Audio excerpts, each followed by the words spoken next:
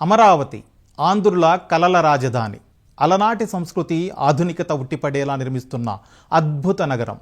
సమస్యలన్నీ తొలగించుకొని చకచక అడుగులు వేస్తుంది. 5 ఏళ్ల పాటు ముళ్ల పొదలతో నిండిన ప్రాంతం జంగిల్ క్లియరెన్స్తో చక్కగా కనిపిస్తోంది. అమరావతికి గుండెకాయ లాంటి సీడ్ క్యాపిటల్ నిర్మాణానికి సర్వం సిద్ధమైంది. ఒక్కసారి మొదలైతే ఆటంకాలు లేకుండా పనులను పరుగులు పెట్టించేలా పక్కా ప్లాన్ రెడీ అయింది.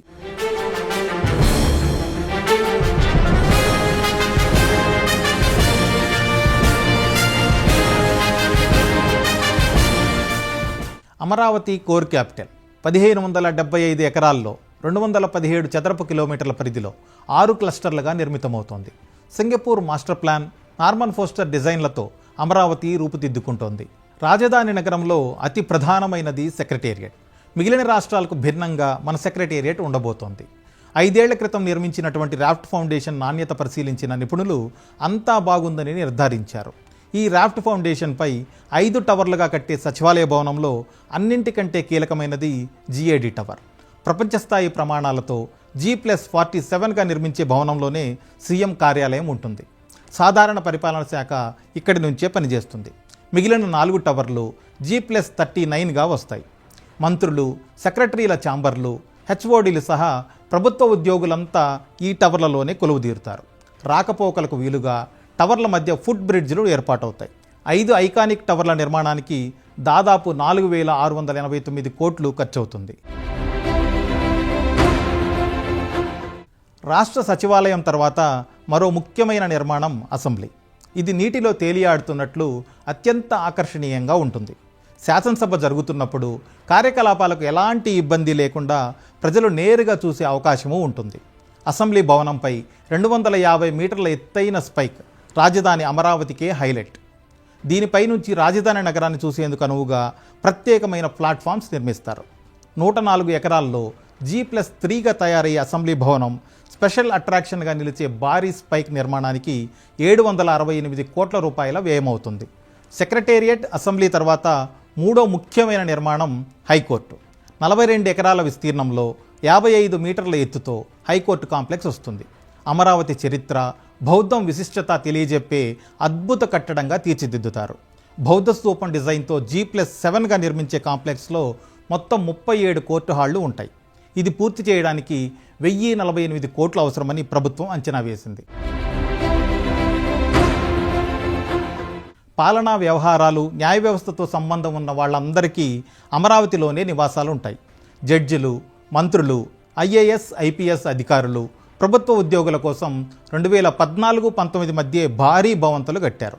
కొన్ని 90% పూర్తవగా మరికొన్ని భవనాలు 75-80% సిద్ధమయ్యాయి. 5 ఏళ్ల విరామం రావడంతో IIT నిపుణులు నిర్మాణ పటిష్టతను పరిశీలించారు. అంతా బాగుందని నిర్ధారణ కావడంతో గతంలో ఎక్కడ ఆపారో అక్కడి నుంచే పనులు మొదలు పెడుతున్నారు. ఈ భవనాలు త్వరలోనే అందుబాటులోకి వచ్చే అవకాశం ఉంది. రాజధానిలో ముఖ్యమైన కట్టడాల గురించి చెప్పుకున్నాం కదా. ఇక అమరావతి సమగ్ర స్వరూపం ఎలా ఉంటుందో ఒక్కసారి మాట్లాడుకుందాం. అమరావతి అంటే నవనగరాల కలబోత. ఆంధ్రుల చరిత్ర, సంస్కృతి, సాంప్రదాయాల మేళవింపుగా, తెలుగువారి ఆత్మగౌరవానికి ప్రతీకగా నవనగరాలను తీర్చిదిద్దుతారు. పాలనా నగరం, న్యాయ నగరం, ఆర్థికం, విజ్ఞానం, ఎలక్ట్రానిక్, వైద్యం, క్రీడలు, మీడియా, పర్యాటక నగరం. తమదైన ప్రత్యేకతతో దేనికదే ఎదిగే సత్తా వీటి సొంతం. ఆయా రంగాలకు ప్రత్యేకించిన చోట సంబంధిత కార్యకలాపాలు జరుగుతాయి. నవనగరాల్లో వసతి, నివాస, వాణిజ్య సదుపాయాలు, అలాగే టౌన్షిప్లు కూడా ఏర్పాటవుతాయి. ఉపాధి అవకాశాలు కూడా అందుబాటులోకి వస్తాయి. అమరావతి నిర్మాణం సరే, కనెక్టివిటీ సంగతి ఏంటి అంటారా? అక్కడికే వస్తున్నా. రాజధాని తలపెట్టగానే 4 వరుసల్లో 19 కిలోమీటర్ల సీడ్ యాక్సిస్ రోడ్డు దాదాపుగా పూర్తి చేశారు. అవసరమైతే విస్తరించే అవకాశమూ ఉంది. నవనగరాలను కలిపే ప్రధాన రహదారులను తూర్పు నుంచి పడమరకు, ఉత్తరం నుంచి దక్షిణానికి గ్రిడ్ మోడల్లో నిర్మిస్తారు. ఉత్తరాన ప్రారంభమయ్యే రోడ్లకు N1 నుంచి N18 వరకు, తూర్పును మొదలయ్యే వాటికి E1 నుంచి E16 వరకు నెంబర్లు కేటాయించారు. సీడ్ యాక్సిస్ రోడ్డుకు E3గా పరిగణించారు. ఈ రోడ్లన్నీ 6 వరుసలుగా 320 కిలోమీటర్ల పొడవున వస్తాయి. సీడ్ యాక్సిస్తో పాటు E11, E13 రోడ్లను మణిపాల్ ఆసుపత్రి వద్ద NH16తో కలుపుతారు. రాజధానిలో 35 ట్రంక్ రోడ్లు నిర్మిస్తారు. వీటికి తోడు ఆర్టీరియల్ రోడ్లు, ఎల్పిఎస్ జోన్ల వద్ద సబ్ ఆర్టీరియల్ రోడ్లు కూడా వేస్తారు. అక్కడే బీఆర్టీఎస్ కారిడార్ నిర్మాణం జరుగుతుంది. కనెక్టివిటీ అంటే నగరం లోపలే కాదు, వెలుపల అంతకు మించి ఉండాలి. అందుకే చుట్టుపక్కల నగరాలు, పట్టణాలు, దూర ప్రాంతాలను రాజధానితో కలిపేలా ఔటర్ రింగ్ రోడ్ ప్లాన్ తయారైంది. అమరావతి ఓఆర్ఆర్కు నిధులిచ్చేందుకు కేంద్ర ప్రభుత్వం గ్రీన్ సిగ్నల్ ఇచ్చింది. విజయవాడ నుంచి హైదరాబాద్ వెళ్లే మార్గంలో NH65పై కంచికచెర్ల వద్ద మొదలై గుంటూరు వెలుపల పొత్తూరు వద్ద NH16 వద్ద ఇది కలుస్తుంది.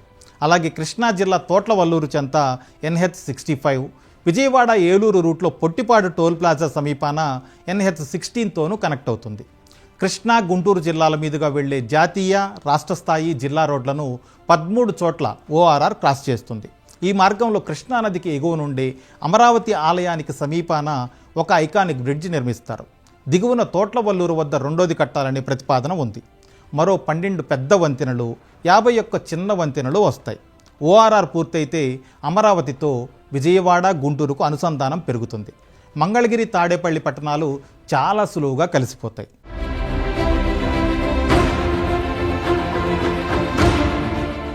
రాజధాని ప్రాంతాన్ని రాయలసీమతో కలిపే అమరావతి, అనంతపురం రోడ్డు పనులు శరవేగంగా జరుగుతున్నాయి. సీమ నుంచి చిలకలూరుపేట వద్ద ఈ రోడ్డు కలుస్తుంది. అక్కడి నుంచి నేరుగా అమరావతిలోకి ఎంటర్ కావచ్చు. ఇక హైదరాబాద్, విశాఖ నుంచి వచ్చేవాళ్ళు విజయవాడలో అడుగు పెట్టాల్సిన పని లేకుండా డైరెక్ట్గా రాజధానిలో ప్రవేశించేలా వెస్ట్ బైపాస్ ఇప్పటికే అందుబాటులోకి వచ్చింది. చెన్నై వైపు నుంచి గుంటూరులోకి వెళ్లకుండా అమరావతికి నేరుగా చేరుకునే మార్గం కూడా సిద్ధమవుతోంది. ఖమ్మం జిల్లా ఎర్రుపాలెం నుంచి అమరావతికి రైలు మార్గం ఏర్పాటుకు కేంద్రం సై అంది. ఇక రాజధానికి సమీపానే ఉన్న గన్నవరం విమానాశ్రయంతో ఎయిర్ కనెక్టివిటీ ఇప్పటికే తయారుగా ఉంది. అమరావతి అంటే భవనాలు, భారీ కట్టడాలేనా అంటే అస్సలు కాదు. పచ్చదనం, పర్యావరణానికి అత్యంత ప్రాధాన్యం ఉంటుంది. 30% పైగా భూభాగాన్ని హరితవనాలు, జలవనరులకు ప్రత్యేకించారు. నవనగరాల్లో ఎక్కడున్నా 5 నుంచి 10 నిమిషాల్లో చేరుకునేంత చేరువుగా పార్కులుంటాయి. ప్రజలు సేద తీరేందుకు వీలుగా 20 కిలోమీటర్ల కృష్ణానదీ తీరం హైదరాబాద్ ట్యాంక్ బండ్కు ధీటుగా అభివృద్ధి కాబోతోంది. బౌద్ధ స్తూపాలు, ఉండవల్లి గుహలను మరింత ఆకర్షణీయమైన పర్యాటక కేంద్రాలుగా తీర్చిదిద్దుతారు. అమరావతిలో ప్రతి రోడ్డు పక్కన ఖచ్చితంగా ఫుట్పాత్లు వస్తాయి. బఫర్ జోన్లలో పచ్చదనం పెంచుతారు. సైక్లింగ్ ట్రాక్, వాకింగ్ ట్రాక్లు కూడా తయారవుతాయి. భూగర్భ మురుగునీటి వ్యవస్థ, వర్షపు నీటి పారుదల, తాగునీటి పైప్లైన్లు సిద్ధం చేస్తారు. నగరంలో ఎక్కడ స్తంభాలు, తీగలు కనిపించకుండా విద్యుత్, టెలిఫోన్, ఇంటర్నెట్ కేబుళ్లు పూర్తిగా అండర్గ్రౌండ్లో ఉంటాయి. రోడ్లపై పడే ఒక్క నీటి చుక్కు కూడా వృధా పోకుండా సీవరేజ్ ప్లాంట్లు, యుటిలిటీ డక్ట్లు, వర్షపు నీటి మళ్లింపు కాలువలు రెడీ అవుతాయి. కాలుష్యం దరిచేరకుండా రాజధాని నగరంలో ఇంటింటికి పైప్డ్ గ్యాస్ కనెక్షన్ ఇచ్చే ప్లాన్ కూడా ఉంది. అమరావతి అంటే పాలనా నగరం మాత్రమే కాదు, ఆర్థిక కేంద్రం, అవకాశాల గని. 2050 నాటికి అమరావతిలో 45 లక్షల మంది నివసిస్తారని అంచనా. అప్పటి అవసరాలకు అనుగుణంగా నివాస సదుపాయాలను కల్పిస్తారు. ఇందులో 50% సామాన్య, మధ్యతరగతి వర్గాలకు ప్రత్యేకించారు. అత్యాధునిక హంగులతో నిర్మిస్తున్న అమరావతికి పెట్టుబడులు వెల్లువెత్తే అవకాశం పుష్కలంగా ఉంది. రాజధానిని ఏఐ నగరంగా, ఐటీ హబ్గా అభివృద్ధి చేసి 2050 కల్లా 18 లక్షల ఉద్యోగ, ఉపాధి అవకాశాలు కల్పించాలన్నదే ప్రభుత్వ టార్గెట్. విద్యా, వైద్య కేంద్రంగానూ అమరావతి తయారు కాబోతోంది. ఇప్పటికే SRM, విట్ వర్సిటీలు ఉండగా అమృత వర్సిటీ కూడా రాబోతోంది. అగ్రగామి business school XLRI, BITS Pilani క్యాంపస్లు అమరావతికి వస్తున్నాయి. జాతీయ సంస్థలు, ప్రైవేట్ కంపెనీలు వరుస కడుతున్నాయి. ఇప్పటికే మంగళగిరి ఎయిమ్స్ సేవలు అందిస్తుండగా బసవతారకం సహా మరెన్నో ప్రైవేటు వైద్యశాలలు రాబోతున్నాయి. కేంద్ర ప్రభుత్వ రంగ సంస్థ NID నిర్మాణం పూర్తి చేసుకుంది. Geological survey of India, NIFT సహా 42 సంస్థలు రాజధానిలో అడుగు పెట్టబోతున్నాయి. కృష్ణానది పక్కనే ఉన్న రాజధానికి వరద ముప్పు లేకుండా పకడ్బందీ ప్లాన్ సిద్ధమైంది. 2024లో ప్రకాశం బ్యారేజీకి 11 లక్షల క్యూసెక్కులకు పైగా వరద వచ్చింది. భవిష్యత్తులో 15 లక్షల క్యూసెక్కుల ప్రవాహం పోటెత్తినా తట్టుకునేలా పక్కా ఏర్పాట్లు జరుగుతున్నాయి. కొండవీటి వాగు లిఫ్ట్ ఇప్పటికే సిద్ధంగా ఉంది.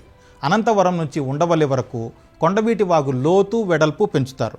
దొండపాడు నుంచి కృష్ణాయపాలెం దాకా పాలవాగు లోతు, వెడల్పు కూడా పెంచే ప్లాన్ ఉంది. ఇవే కాదు, శాఖమూరులో 0.03 టీఎంసీలు, కృష్ణాయపాలెంలో 0.1 టీఎంసీల సామర్థ్యంతో రిజర్వాయర్లు నిర్మిస్తారు. అప్పటికీ అవసరమైతే వరద నీటిని బకింగ్హామ్ కెనాల్లోకి లిఫ్ట్ చేసే ఏర్పాటు కూడా ఉంటుంది. ఇంత పెద్ద ప్లాన్తో రాజధాని నిర్మాణం అంటే ఆషామాషీ విషయం కాదు. భారీగానే ఖర్చు అవుతుంది. గతంలోనే దాదాపు 10,000 కోట్ల రూపాయలతో పనులు జరిగాయి. మరో 47,000 కోట్ల విలువైన పనులకు ప్రభుత్వం పచ్చజెండా ఊపింది. మరి ఇన్ని నిధులు ఎలా వస్తాయి అంటారా? అదేమీ పెద్ద సమస్య కాదు. ఎందుకంటే అమరావతి స్వయం సమృద్ధ నగరం.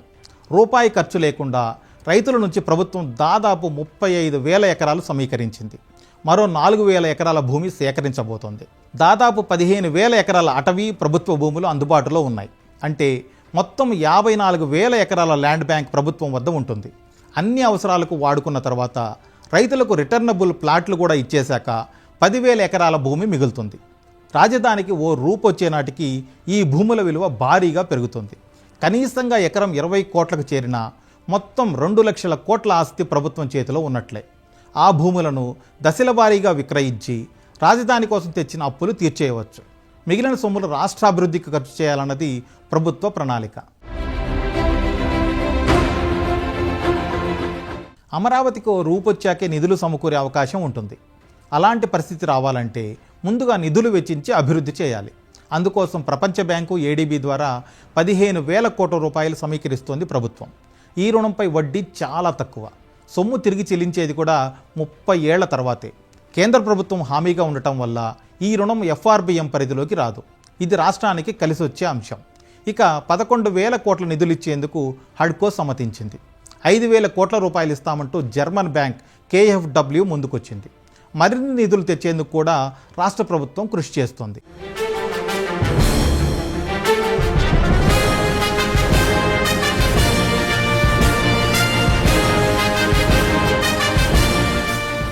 ప్రపంచవ్యాప్తంగా ఎకనామిక్ గ్రోత్ సెంటర్లన్నీ మహానగరాలే. యావత్ రాష్ట్రానికి చోదక శక్తి కాగల సామర్థ్యం మహానగరాలకు మాత్రమే ఉంటుంది. అమరావతి కూడా నవ్యాంధ్రను నడిపించే మెగా సిటీగా ఎదగడం ఖాయం.